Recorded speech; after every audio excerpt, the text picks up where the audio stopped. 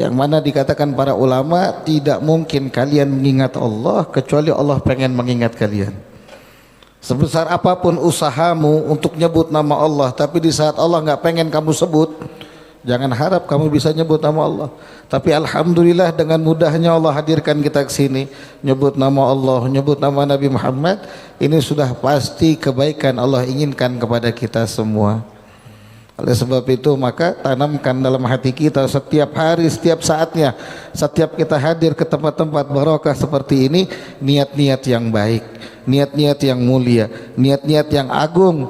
Bahkan di setiap perbuatan kita, mau dia perbuatan yang makruh, mau dia perbuatan yang mubah sekalipun, maka pasangkan niat-niat yang solehah. Seperti makan, minum, tidur, niat ya Allah saya pengen makan, minum, tidur biar saya bisa ibadah. Pasang niat yang kuat sehingga makannya kita jadi ibadah, minumnya jadi ibadah, tidurnya jadi ibadah, jalannya kita pun jadi ibadah. Ya Allah saya niat silaturahmi, ya Allah saya niat ngebantu orang-orang, ya Allah saya niat datangi orang soleh, ya Allah saya niat cari keberkahanmu, ya Allah saya niat ngambil karuniamu, saya niat setiap saat. Apalagi menuju tempat yang seperti ini, itu dibutuhkan niat yang solehah. Nabi Muhammad SAW bersabda, niatul mu'min ablagh min amalih. Saat kita berniat maka itu lebih sampai daripada amal kita semua. Kita berharap ya Allah saya pengen punya anak yang soleh, saya pengen punya anak yang soleha. Dengan sedikit usaha. Apa usahanya? Hadir ke majelis, bawa anaknya. Ya kalau jomblo jangan bawa anak orang, dikira penculikan ntar.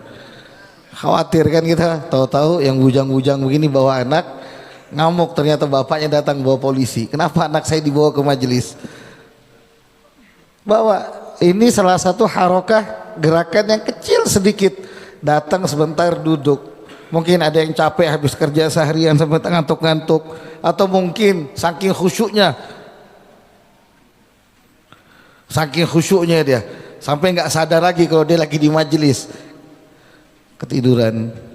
Saking nikmatnya dia, itu merupakan harokah gerakan yang kecil tapi hasilnya besar, sebab didukung dengan niat yang besar. Berapa banyak orang-orang soleh gara-gara dia punya niat pengen anaknya jadi orang soleh, orang besar, Allah kabulkan. Contoh siapa? Imam Ghazali, Abu Hamid Muhammad bin Muhammad Al-Ghazali. Beliau berdua saudara. Beliau punya saudara namanya Ahmad.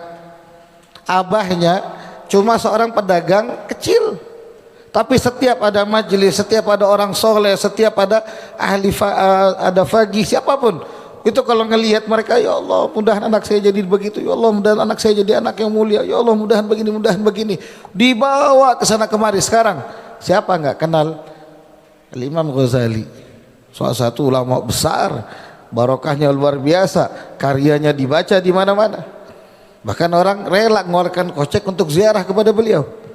Nggak lain dan nggak bukan karena niat orang tua yang begitu tulus. Nah kalian pun insya Allah dapatkan hal yang serupa. Apalagi ditambah dengan dorongan niat yang kuat. Ya Allah saya pengen anak saya nyenangkan hati Nabi Muhammad. Mungkin saya juga punya niat pengen nyenangkan hati Nabi Muhammad, tapi umur saya sudah tua, saya mungkin sanggup berapa tahun lagi, anak saya masih kecil, dia masih panjang waktunya.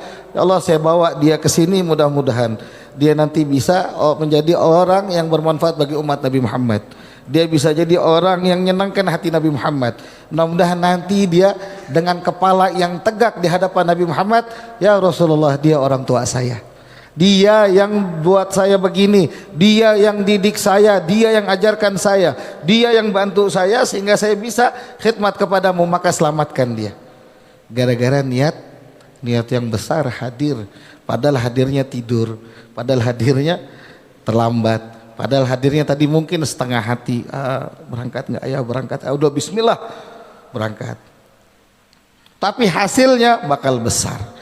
Karena balasan yang besar itu kalau dikasih Allah di dunia nggak jadi besar, jadinya kecil, sebab dunia ini nggak ada harganya di hadapan Allah. Makanya Allah nggak kasih lihat pahala orang yang hadir ke majelis, nggak Allah kasih lihat, nggak ada yang ngelihat, karena pahalanya begitu besar nggak pantas ditaruh di dunia. Sampai Nabi SAW mengatakan seandainya kata dunia ini berharga di sisi Allah seperti sayap nyamuk, nggak bakal Allah kasih minum orang kafir sekalipun. Artinya dunia nggak ada harganya, makanya nggak Allah kasih lihat. Tapi nanti kalian pasti dapatkan amal yang kalian kira kecil ini tapi agung di sisi Allah Subhanahu wa taala. Amin ya rabbal alamin.